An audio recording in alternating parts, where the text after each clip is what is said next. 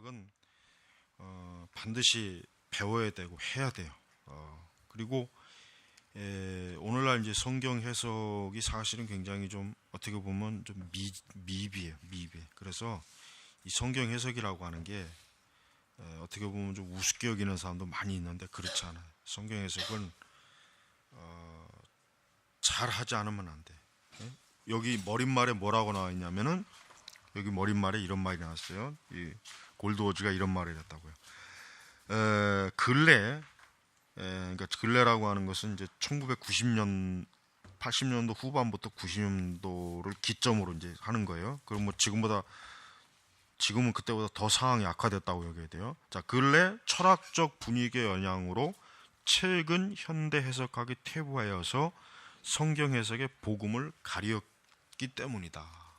이게 지금 중요해요. 왜냐하면 예를 들면 이제 우리가 이제 해석이라고 하는 관점에서 오늘날 여기서 지금 철학의 영향을 받았다고 하는데 그 철학을 지금 누구를 얘기하냐면 뭐 데리다 뭐 이런 사람들, 그 포스트 모던 그 신학자들 있죠. 그 사람들의 영향이 지금 굉장히 뭐 리퀘로 가다모 뭐 이런 그 포스트 모던 영향에 성경 해석이 상당히 지금 영향을 많이 받고 있어요. 그러니까 현대 해석학, 그러니까 이 해석학도 뭐예요? 하나의 신학의 흐름이기 때문에 이것도 영향을 받을 수밖에 없는 거예요. 그러니까 과거 보수적 복음주의, 뭐 개혁주의라고 해도 좋고 이런 그 오랜 동안 역사적 정통 신학에서 보편적으로 인정받았던 또 그런 것을 받아들였던 해석학이 이제는 퇴보하고 뭐예요? 현대 해석학이 지금 이 성경 해석 복음을 가리우는 이유는 뭐예요? 지금 철학의 영향. 그러니까 철학에서 말하는 해석학의 원리를 어때요? 성경에서 지금 하고 있기 때문에 지금 이 복음에 상당히 지금 문제가 큰 거예요.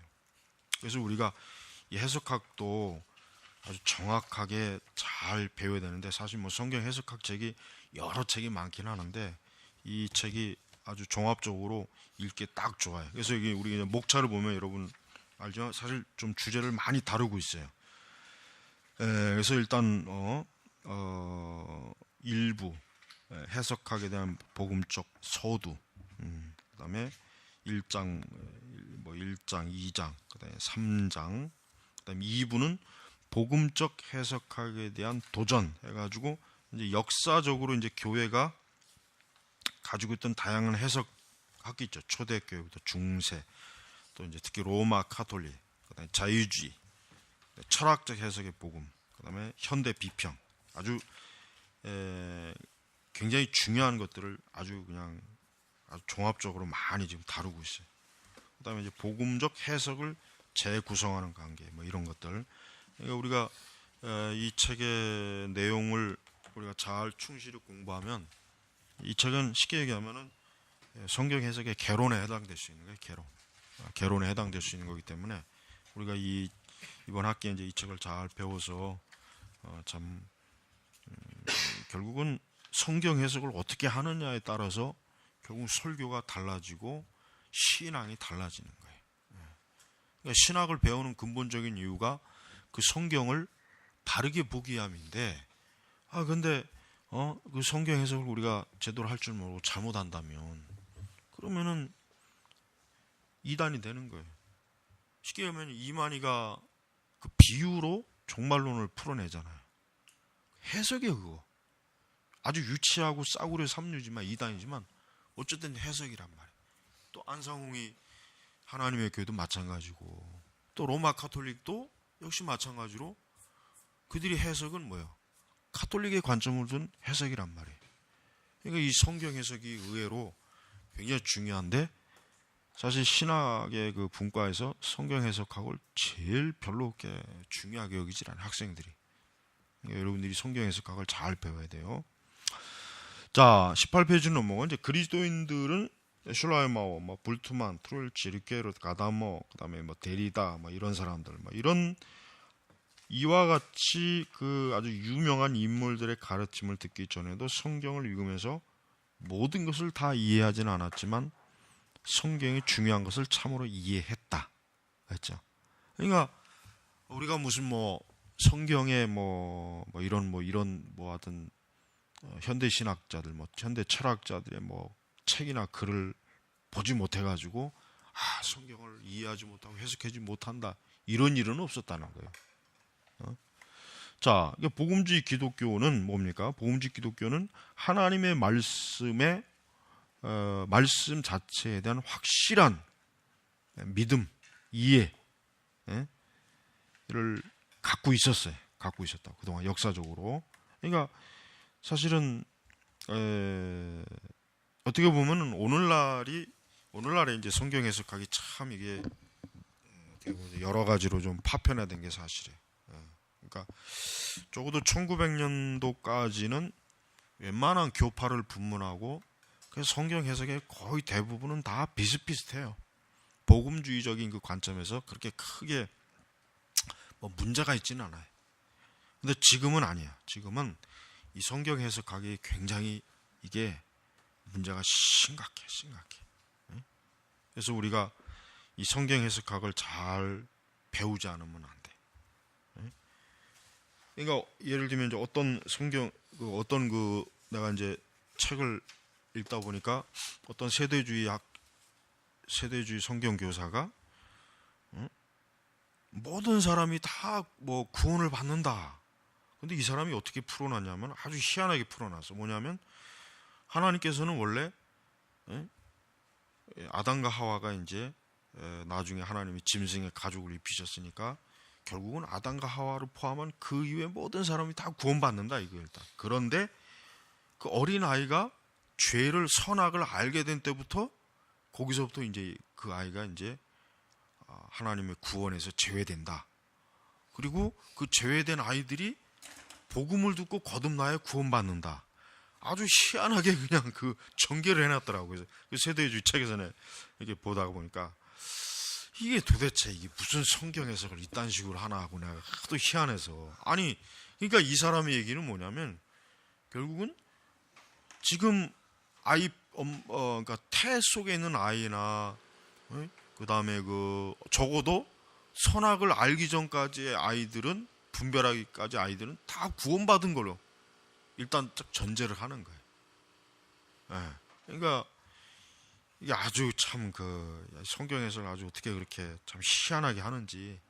그러니까 성경 해석을 굉장히 이렇게 오류가 많게 하는 사람들이 사실 많이 있어요.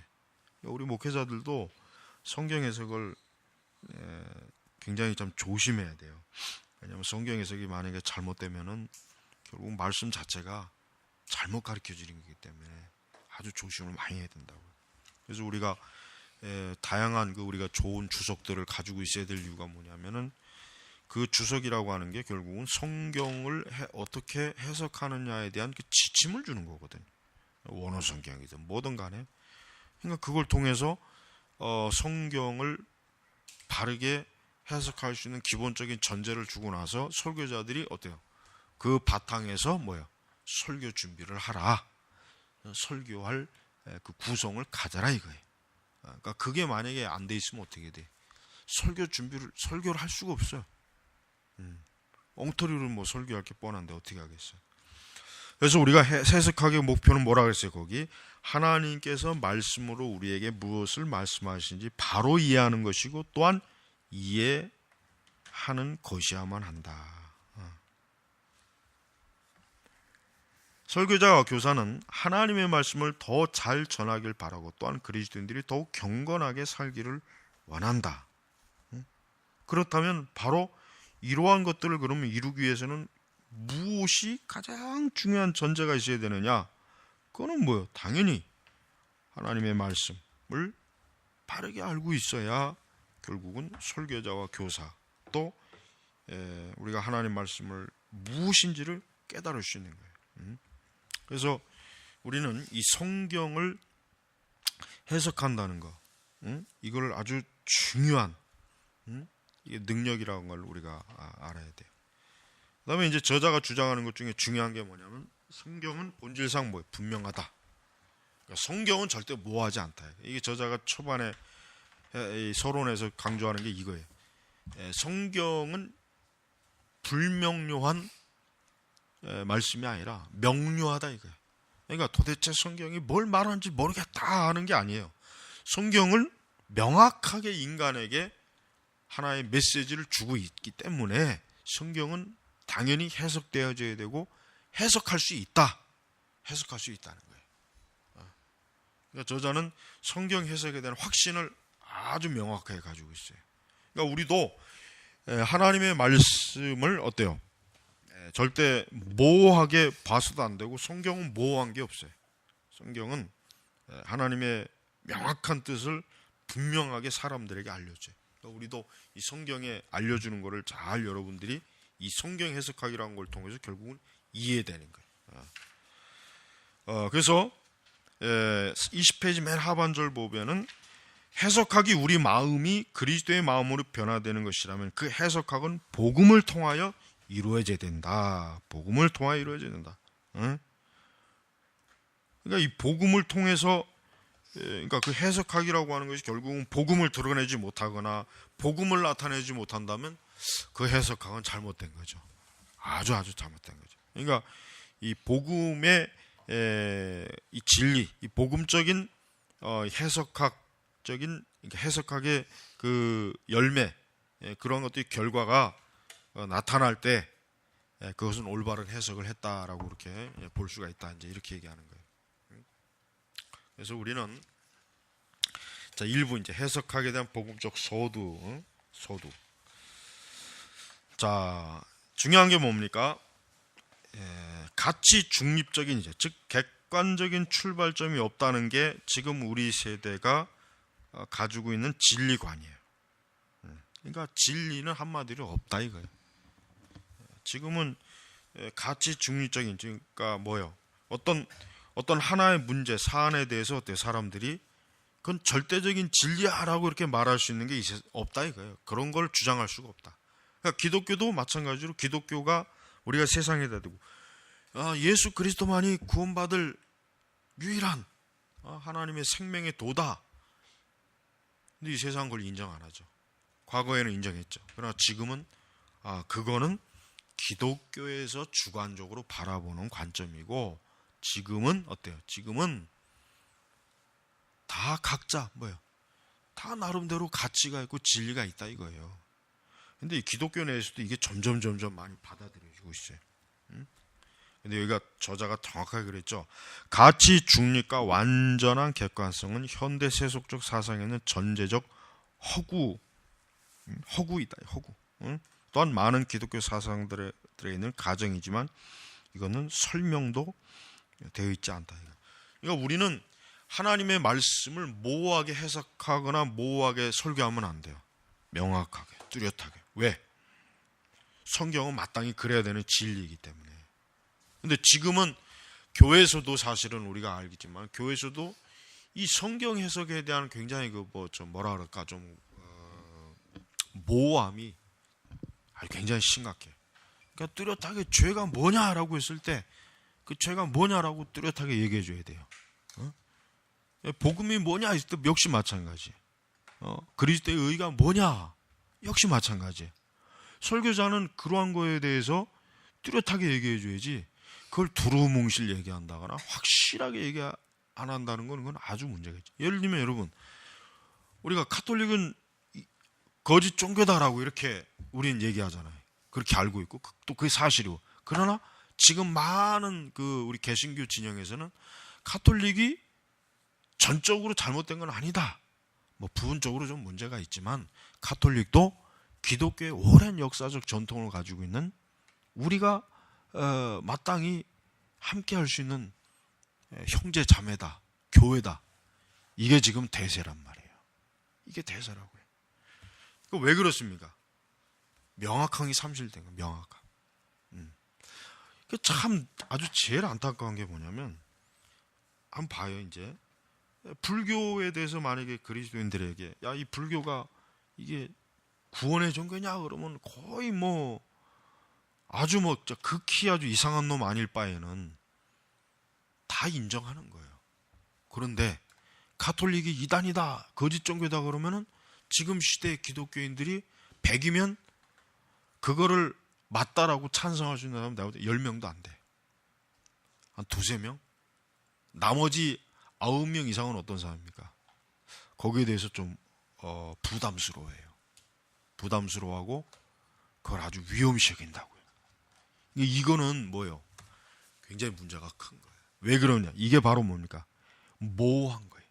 진리의 명확성과 뚜렷성이 없는 거예요.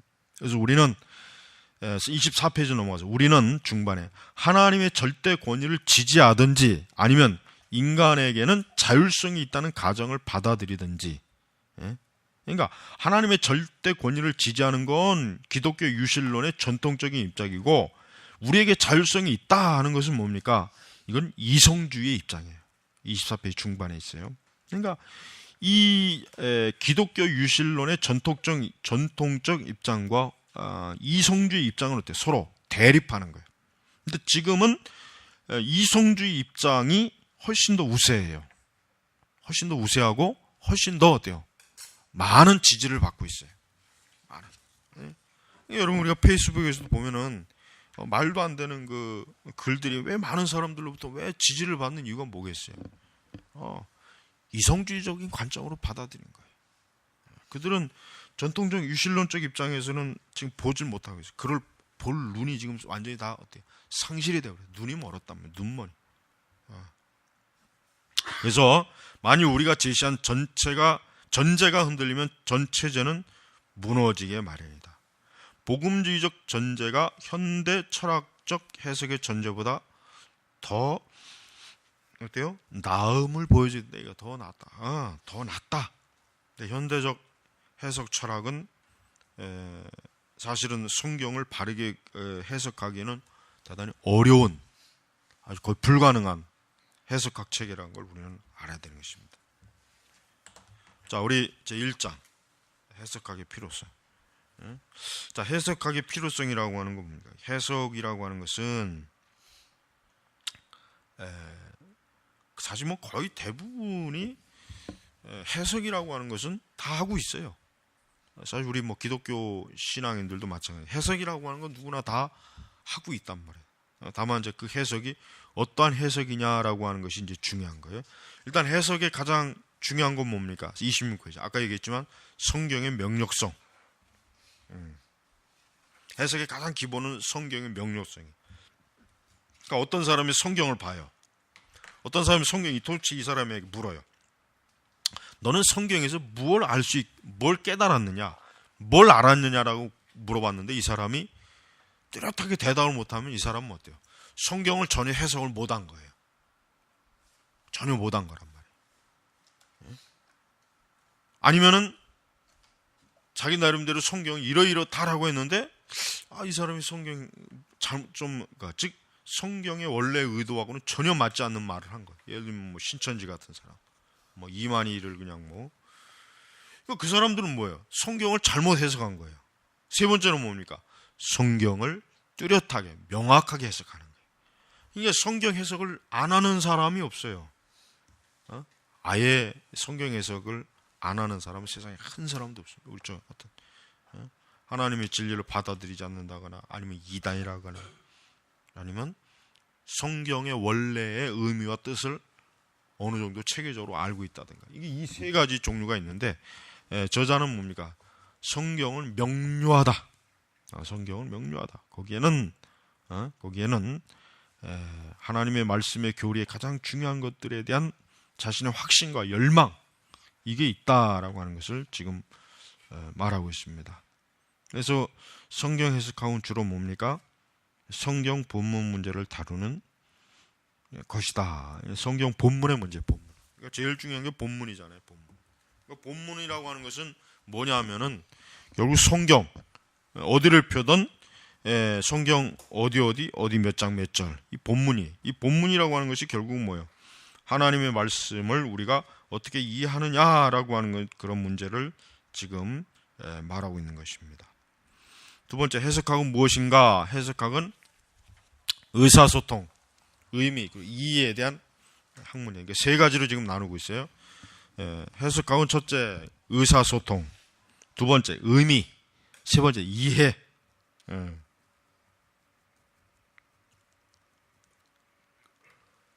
자, 여기 하반절 이런 얘기 있죠.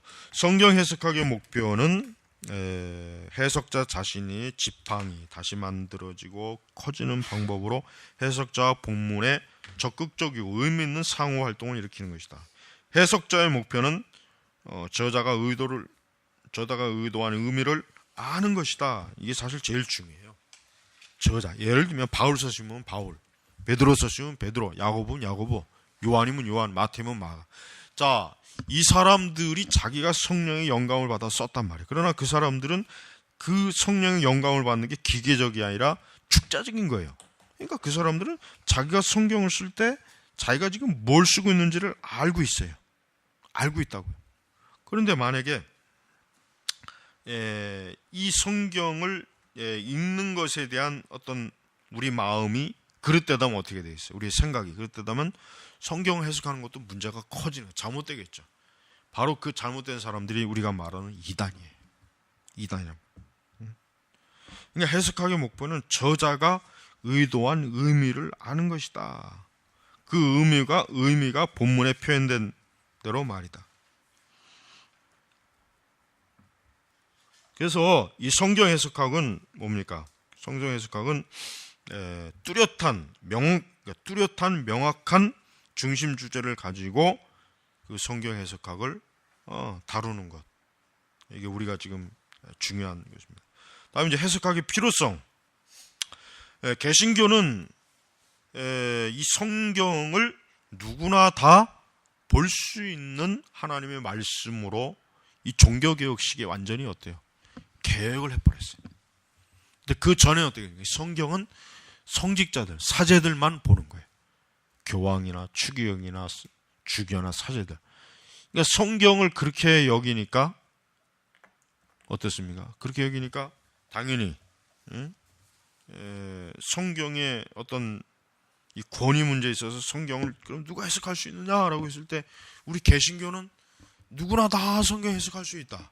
그러나 가톨릭은 어때요? 교황.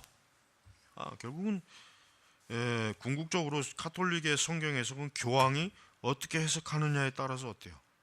성경 해석이 달라지는 거예요.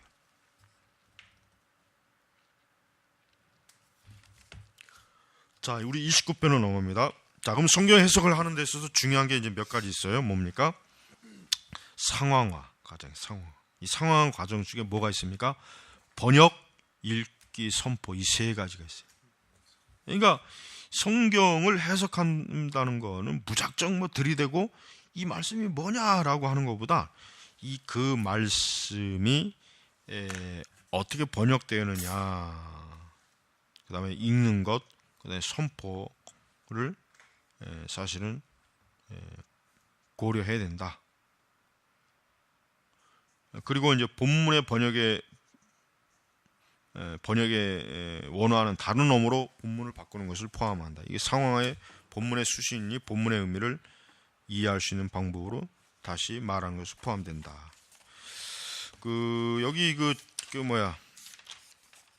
여기 책에 우리 43페이지 한번 보여요. 여기 보면은 해석학의 이제 신학적 측면들 요게 좀 있어요. 이제 요 표를 좀 일단 잡아야 돼. 이게 우리가 이제 성경을 해석한다는 것은 메시지의 발신자, 메시지 그리고 수신자 이렇게 이제 여러 그 성경을 어쨌든 보고 평가하는 사람이 있게 돼 있어요. 근데 이제 해석학의 신학적 측면들은 어때요? 의사소통자 누굽니까? 하나님 주체자예요. 그렇다면 이 하나님에 대해서 그러니까 저자인 하나님이 의도하는 의미 문제를 이제 파악하고 분석해야 되는데 여기 보면은 결국 그의 존재, 본성, 존재론적, 그다음에 뭐예요? 여기 창조자, 역사의 섭리자, 참합리자의 저자, 사람의 계시자, 심판자, 구원자, 진리의 의미와 저자. 이 결국은 하나님에 대한 해석학적 의미는 여호와 같은 기준을 가지고 해석할 때 하나님을 바르게 해석했다 이거. 다음 이제 두 번째 의사소통자는 뭡니까? 의사소통은 예수 그리스도예요. 그러면 이제 역시 마찬가지죠. 동일하죠. 우리가 어떻게 예수님을 해석하는가? 도대체 그가 누구이신가? 어떤 분인가 했을 때 하나님과 인자 모든 사람은 성경을 구속을 제시할 것. 육신의 말씀이 육신이 되심, 구원의 중보자. 자, 이렇게 예수 그리스도에 대한 그 정체성이 뭐냐 이게. 예수님이 누구이시냐? 사실 이게 뭐 처음에 제자들도 그렇고 나중에 예수님을 따라가는 사람들도 그렇고 제일 궁금한 게 이거였어요. 도대체 저 예수가 누구일까라고요. 저 예수가 뭐 바리새인들이랑 왕도 헤롯 왕도 궁금했죠. 그러니까 예수가 누구냐라고 하는 이 정체성을 그들은 보니까 사실 성경의 그 사복음서 보니까 꽤 오랫동안 가지고 있는 것 같은데 다만 이제 변화산 사건 이후에 제자들 특히 이제 세 제자들은 확고하게 어때요? 그 의문이 푸는 거예요. 그러니까 예수 그리스도가 누구냐? 그분은 하나님의 사랑받는 분이다. 하나님의 말씀이 되신 분이다. 구원의 중보자. 그 다음에 뭐예요? 예수님께서 무엇을 이루셨나? 그분은 성경과 어떠한 관계인가? 그 다음에 이제 성경, 본문의 의미 문제, 성경은 무엇인가? 성경은 어떻게 나오게 됐는가?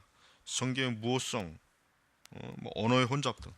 그 다음에 수신자와 선포자, 사람들 결국은 하나님의 말씀을 직접적으로 듣는 사람들, 그 대면하는 사람들은 어때요? 이 사람은 독자가 이 본문을 어떻게 이해하느냐가 중요해요. 선포의 이 상황. 그 다음에 진리에 대한 궁극적 창조. 여러 이제 요소들이 많단 말이에요. 그러니까 여러분이 해석학 측면들을 한번 이 표를 잘 머릿속에다 담아두면은 아마 그 성경을 그 나중에 보는 데 있어서 굉장히 도움이 많이 된다고 내가 말할 수 있어요. 그래서 이 부분에 있어서 성경 해석학을 잘 여러분들이 갖고 있다면은 아마 이제 앞으로 성경 해석하는데 상당히 도움이 많이 될 겁니다. 자, 잠깐 쉬고 이제 장애물을 이제 하나씩 여기서 이제 짚어가는데 먼저 제일 첫 번째가 언어죠. 역시 뭐 언어가 가장 성경 해석을 하는데 제일 우선 말 그대로 성경은 히브리어, 아람어, 헬라어. 아람어는 뭐 분량이 많지 않지. 대부분 거 히브리어, 헬라어인데 이 성경 해석을 정확하게 해야 한다는 그 의미가 뭐겠어요. 이 성경 해석을 정확하게 해야 한다는 게 사실은 기독교 역사를 가만히 보면 신학의 역사를 보면 상당히 중요한 문제. 왜냐하면 우선 그 로마 천주교는 사실은 그 벌게이트 라틴어 그 성경을 히브리어나 헬라어 성경보다도 더 권위 있게 여겼단 말이에요. 지금도 마찬가지예요. 근데 제롬이 번역한 라틴어 벌게이트는 오류가 많단 말이에요. 근데 그것을 중세 시대에 그 라틴 벌게이트 그 성경을 카톨릭은 그 성경의 해석을 기준으로 그들의 신학의 체계를 많이 세웠다고요. 그러니까 우리가 이제 그 성경을 해석한다는 것 중에 이 언어의 문제가 참 제일 첫 번째 나올 수밖에 없는 이유가 뭐냐면 과연 히브리어와 헬라어 또 아람어 그 부분적인 아람어를 어떻게 이게 결국 우리의 모국어로 어떻게 번역할 수 있는가, 이게 중요한 문제. 사실 지금 우리나라 지금 한글 성경이 사실은 참 문제가 많은 게 뭐냐면은 지금 차라리 그 성경을 이제 대한성서공회 같은 데서 물론 이제 어떻게 보면 한국교회 그 성경을 어떻게 중앙에서 직권적으로 이렇게 하긴 하는데 사실은 이제 개혁주의나 이런 그 장로교는 차라리 자체적으로 성경을 번역하는 게 좋아요. 그게 가장 좋아요. 물론 이제 그것도 지금에 와서 이제 그것도 참 문제가 되는, 그게 과연 사실 뭐 그건 불가능한 일이고 우리나라 한국 이 상황에서 불가능한 일인데 어쨌든 우리가 목회자들은 기본적으로 헬라어 히브리어에 대한 자기가 헬라어 히브리어 학자가 될 필요는 없어요.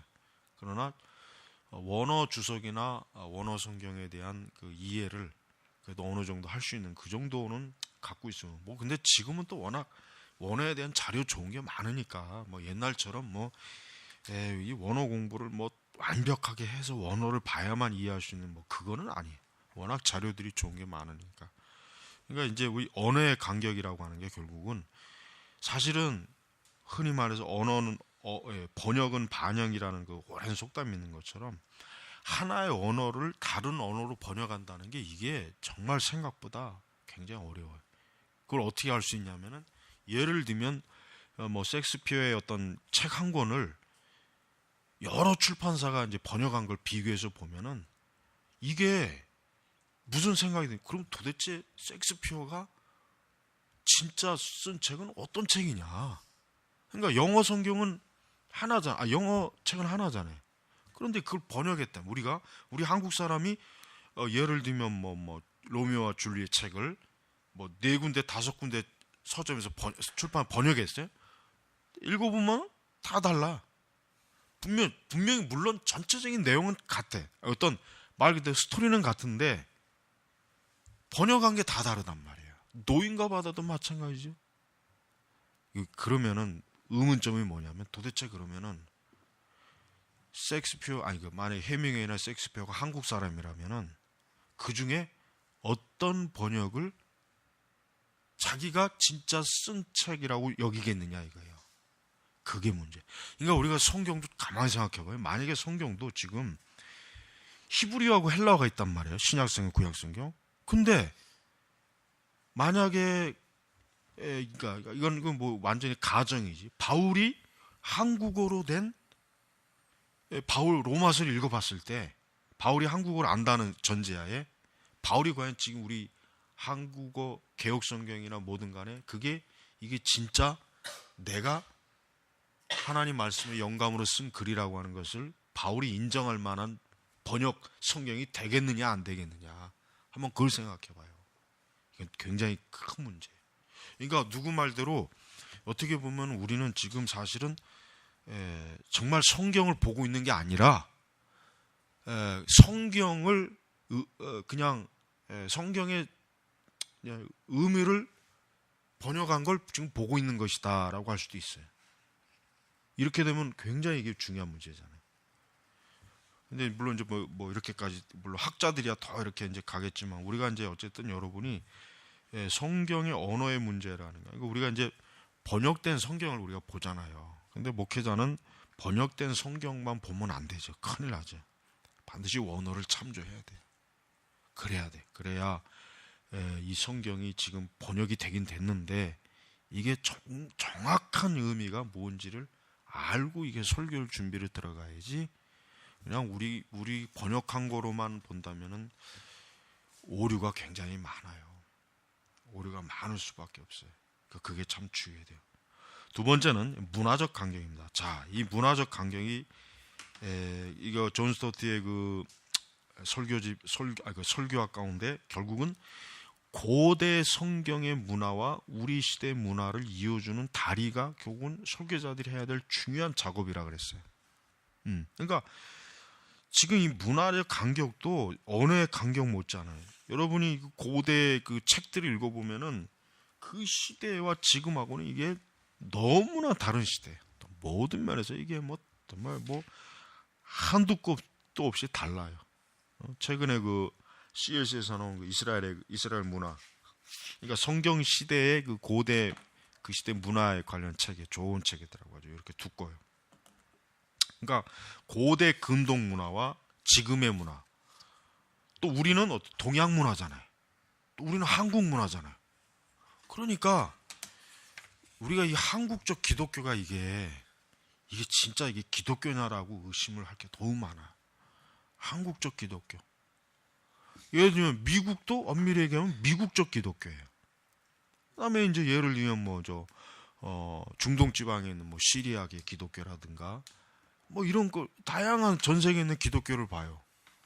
그러면은 결국은 시간이 지나가면서 그 민족의 문화에 굉장히 어때요?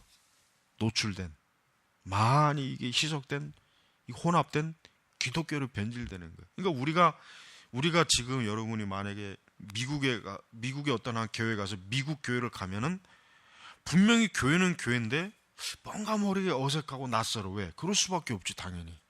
또 아니면 뭐 아프리카 교회 가면 뭐 전혀 이게 있다. 분명히 같은 성경이고 십자가 있고 그런데도 뭔가 모르게 이게 다른 거예요. 이 문화적 간격. 그러니까 우선은 중요한 거는 여러분들이 이 성경의 배경 문화를 잘 알아야 돼요. 또 배경 문화를 잘 가르쳐주는 그 자료들을 꼭 필수적으로 갖고 있어야 돼요. 그래서 그래야 예를 들면 복음서 말씀도 예수님이 왜 이런 비유를 했을까? 그거는 그 이스라엘 지방에 그 비유에 해당되는 문화가 있거든. 예를 들면 결혼 풍습 같은 거. 이걸 우리 한국식 결혼 풍습으로 이해하면 이게 이해가 안 가. 왜 신랑이 낮에 안 하고 밤늦게 쳐오냐 이거. 왜 빨리 와서 빨리 결혼해야 해버리지. 왜 밤늦게 와가지고 지랄해가지고 신랑 신부를 자게 만들고. 이거 한국식으로는 이해가 안 되는 거야 이게. 근데 이스라엘은 결혼 문화가 그렇거든. 그걸 알아야 이게 그 예수님의 그 말씀이 이해가 되는 거라고요. 또 예수님의 그 비유가 얼마나 많아. 여러 비유들. 그런 비유들을 보면은 신약도 그런데 구약은 또 오죽하겠어요. 구약은 더하죠. 구약은 셈적의 문화에 대한 것도 알아야 되고, 또 심지어는 고대 바벨론의 문화가 뭔지, 아수르 문화가 뭔지 이것도 또 알면 더 좋지. 그렇지? 알면.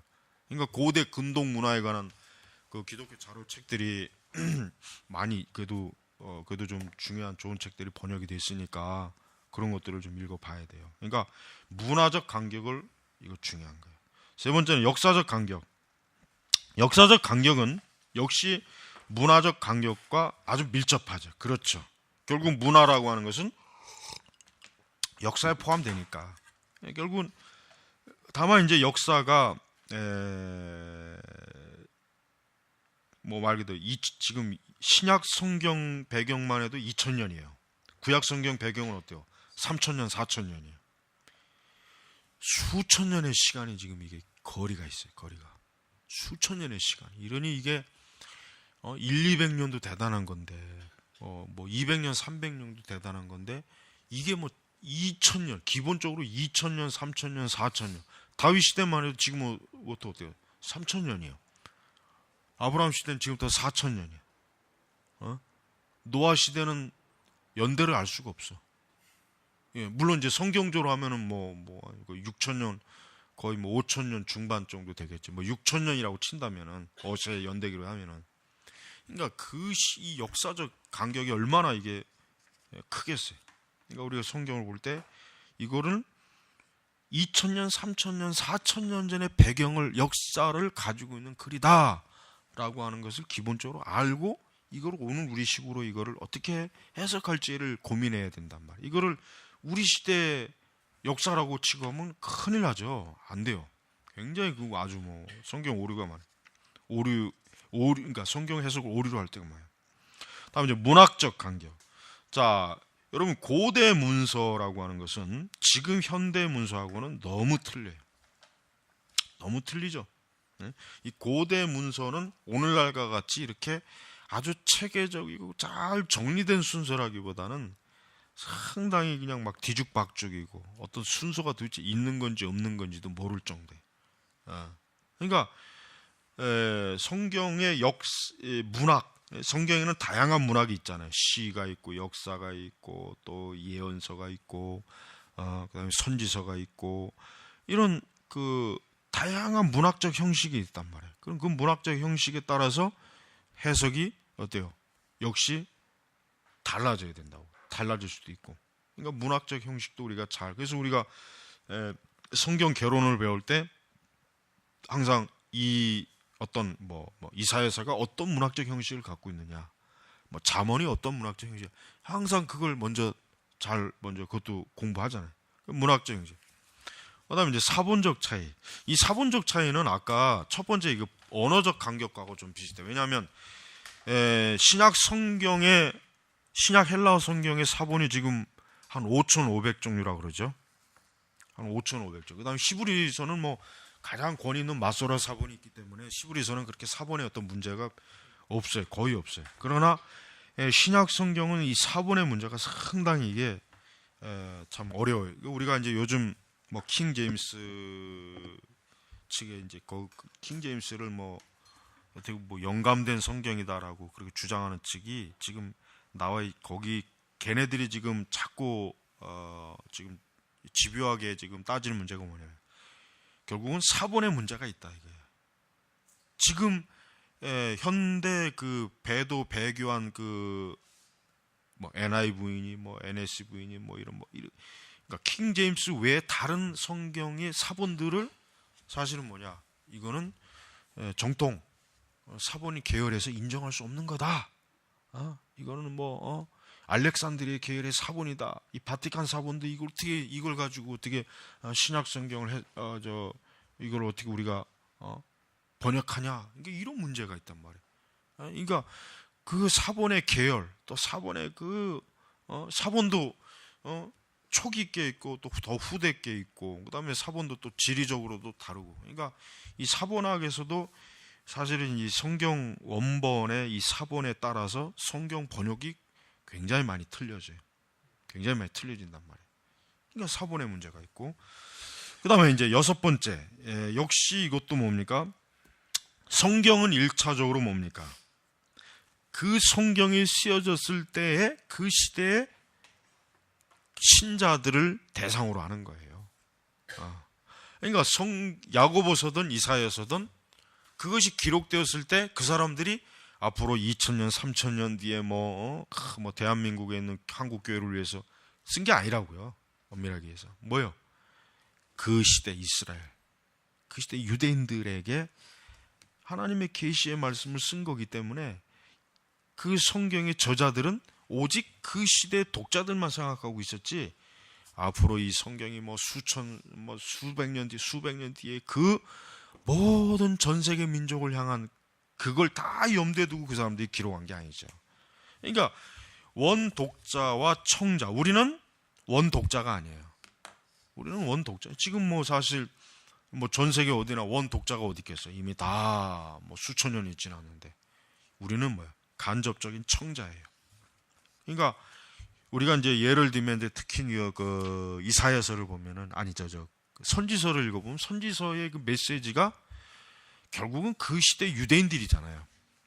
유대인들이란 말. 그러면은 문제는 그러면 그 시대 유대인들을 향해서 외친 이 메시지를 어떻게 지금 이 수천 년 뒤에 더군다나 뭐 또 유대인들에게 전한다면 모를까?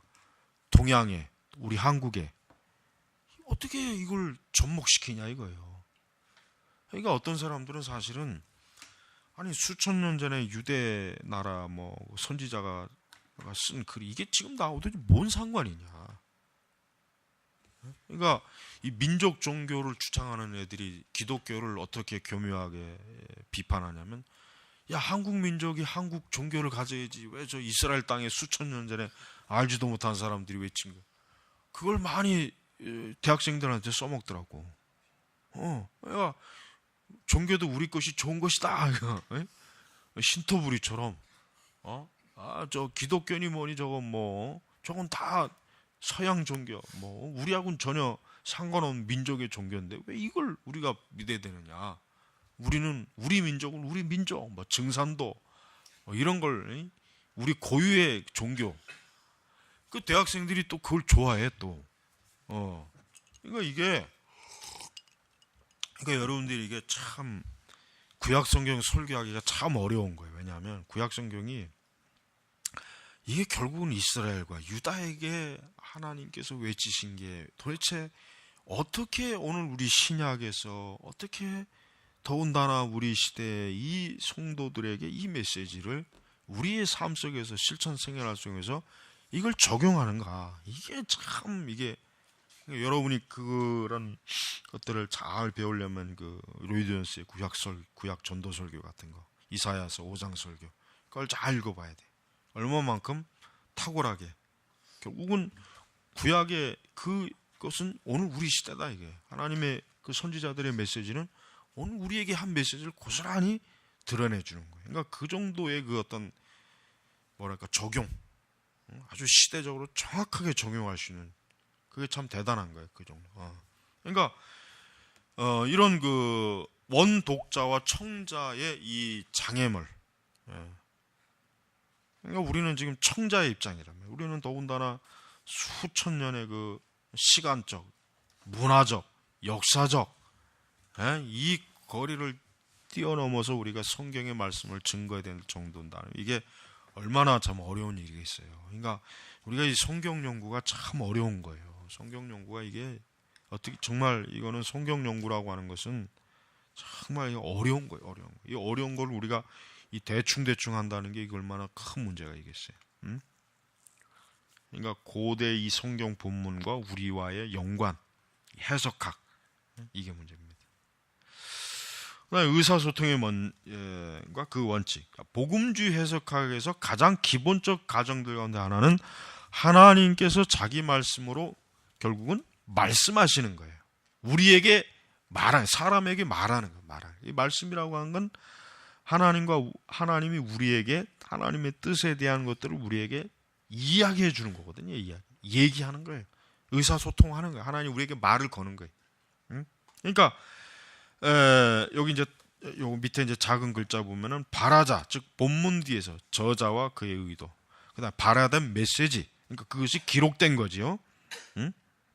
저자가 말한 게 기록된 메시지로. 그다음 수신자, 본문 앞에서 의미 전달해서 독자의 전체 문화 그리고 역할. 이게 이 수신자라고 하는 것은 오늘 성경을 보는 우리를 말하는 거, 우리. 그러니까 발화자는 근본적으로 발화자는 하나님이죠. 그 다음에 그 발화자의 매개는 누가 됩니까? 성경 저자들이에요. 성경 저자들이라고. 그러니까 하나님께서 이와 같은 단계를 거쳐서 오늘 우리에게 하나님 말씀을 우리에게 전달하시고 우리와 어떤 대화를 나누고 의사소통을 한다는 거예요. 그러니까 이 발화자는 누구인가? 하나님이. 그래서 성경은 이중 저자라고 하죠. 이중. 왜냐하면 근본적으로 성경은 하나님의 말씀이다. 그러나 그 성경을 하나님께서는 당신이 직접 모세 돌판에서 기록한 것처럼 그렇게 기록한 것이 아니라 뭐예요?